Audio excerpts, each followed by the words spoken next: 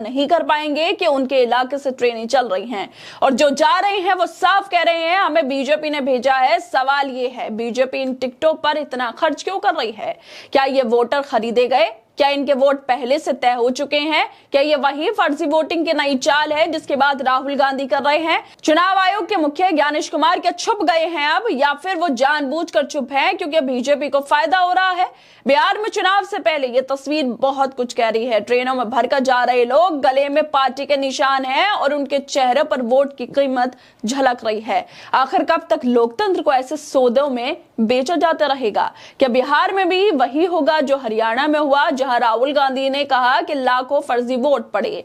क्या बिहार का अगला चुनाव भी ट्रेन टिकटों और राजनीतिक सौदों के भरोसे जीता जाएगा?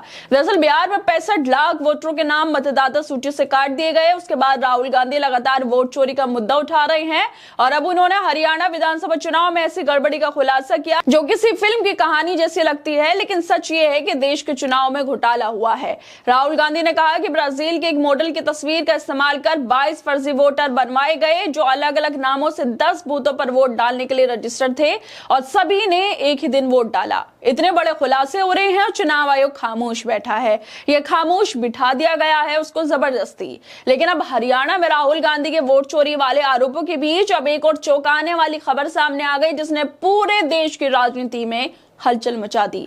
बताया जा रहा है कि हरियाणा के करनाल से खुद मुख्यमंत्री नायब सिंह सैनी के संरक्षण में ट्रेन भर भर कर लोगों को बिहार भेज रही हैं ताकि वहां जाकर बीजेपी को वोट दें। इन लोगों के गलों में बीजेपी के गमछे डाले गए और वीडियो में ये लोग खुलेआम कहते हुए दिख रहे हैं टिकट बीजेपी ने करवाई है, वो बिहार जा रहे हैं मोदी को वोट देने।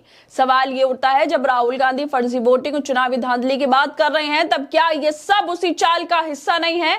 क्या ये वोट चोरी का नया तरीका नहीं है? अब ट्रेनों से वोटरों को दूसरे राज्यों में भेजकर चुनावी गणित बदलने की साजिश की जा रही है। जो वीडियो सामने आए हैं उनमें साफ देखा जा सकता है कि हरियाणा के करनाल रेलवे स्टेशन से ट्रेनें भरी जा रही हैं और कहा जा रहा है बीजेपी के नेताओं ने टिकट तक फ्री में करवाई। क्या